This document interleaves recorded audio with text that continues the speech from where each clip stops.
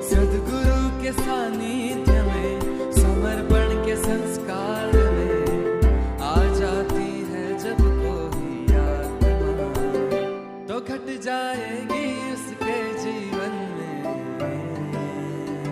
अनुभूतियाँ, अनुभूतियाँ, अनुभूतियाँ, अनुभूतियाँ। जय बाबा स्वामी। मेरा नाम सुरेंद्र दयानंद भगत। 2006 से मुलुंड ईस्ट सेंटर में शिविर हुआ था 8 दिन का। वो 8 दिन का शिविर पूरा किया। उसके बाद 45 दिन का शिविर जैसे चालू हुआ मेडिटेशन का, तो हमारे टीचर अर्चना चूड़नाइक और योगिता, जो कि बार बार कहती थी कि स्पर्श नहीं करना है, ये अपना बाबा स्वामी की जो तस्वीर रखी हुई थी उसको कहते थे स्पर्श नहीं करना है। तो मुझे पता नहीं था क्यों नहीं स्पर्श करने को बोलती है, तो मैं जानबूझ के स्पर्श करता था। तो फिर भी उन लोग रिपीट करते थे आप यहाँ स्पर्श नहीं करो, क्योंकि जो भी फ़ोटो नेगेटिविटी सबकी खींचता है वो तुम्हारे अंदर आ जाएगी। लेकिन मुझे जानबूझ के कुछ ऐसा लगा नहीं, जानबूझ के करने का स्पर्श इसको। तो ऐसा करते करते 45 दिन हो गए। उसके बाद भी मैं स्पर्श करता ही रहा, वो फ़ोटो को स्पर्श करता था। लेकिन जैसे जैसे स्पर्श करता गया वो फ़ोटो को, ये मेरे घुटने इतने ज़ोर से दुखने लगे कि पूछो मत। और जैसे जैसे 1.5 महीना 2 महीना हुआ और दुखने लगे। एक रात को जब भी मैं सोया था घर पे, इतना ज़ोर से घुटना दुखने लगा, रात को 1-1:30 बज गया। तो मुझे लगा अभी ये दोनों घुटने टूट ही जाएंगे, एकदम अलग ही हो जाएंगे, इतना दर्द हुआ।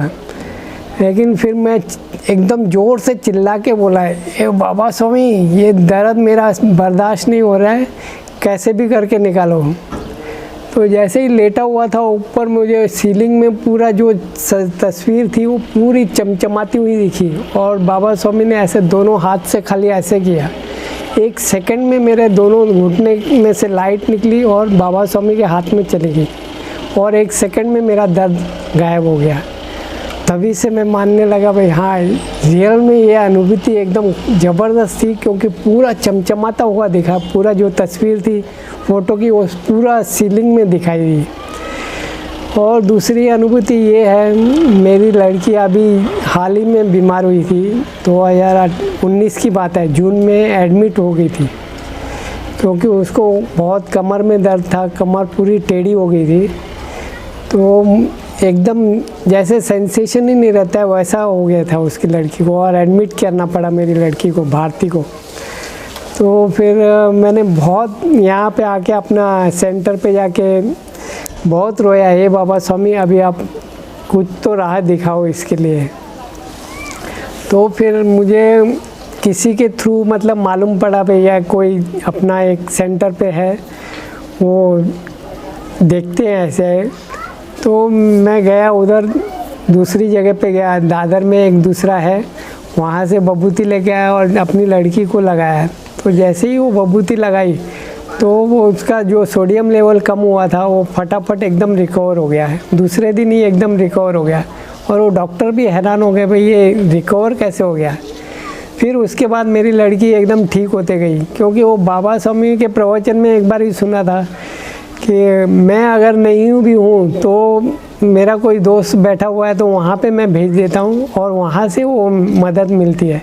तो मुझे भी ऐसे ही हुआ, जैसे ही मैंने प्रार्थना लिखवाई थी इधर सेंटर पे, तो वहाँ से मुझे दादर में एक कोई है, वहाँ पे सेंटर पे भेजने को किसी ने भेज दिया, भेज जाओ वहाँ पे जाओ तो वहाँ से आपका प्रॉब्लम सॉल्व होएगा। तो लेकिन ये एडमिट ही थी, 15 दिन तक एडमिट थी। और जैसे ही वो ट्रीटमेंट किया उधर का, खाली बबूती लगाने से ही मेरी लड़की में बहुत रिकवर हुआ और थोड़े ही दिनों में लड़की घर में आ गई और एकदम ठीक तरह से चलने फिरने की जो तकलीफ़ थी वो भी गायब हो गई। अभी एकदम अच्छी तरह चल फिर सकती है, और सब बाबा स्वामी की कृपा है। उनके यहाँ सेंटर पे ही मैंने प्रार्थना लिखाई थी और उसी की वजह से ठीक हुई।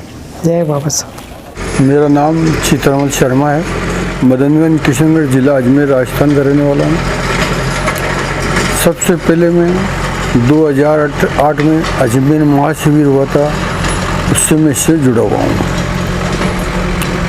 2008 में शिविर देखने के बाद में 45 दिन का एक अनुष्ठान हमारे घर पे किया गया था। उस अनुष्ठान के 45वें दिन के जो हमारा बिजली का एक खटका होता है, उस खटके पे जब सवेरे हम उठे तो वहाँ ओम लिखा हुआ था। तो मैंने सब परिवार वालों को कहा, घर वालों को कहा, भाई ये खटका आज नया लगाया है क्या आपने? उन्होंने कहा नया नहीं है। तो मैंने सारे खटकों को देखा, किसी पे भी ओम लिखा हुआ नहीं था। उस खटके पे ओम लिखा हुआ था। तो हम सारे परिवार वाले वहाँ इकट्ठे हुए और कम से कम 2 या 3 मिनट तक वो ओम हमें सबने देखा। उसके बाद में वो स्वतः ही समाप्त हो गया।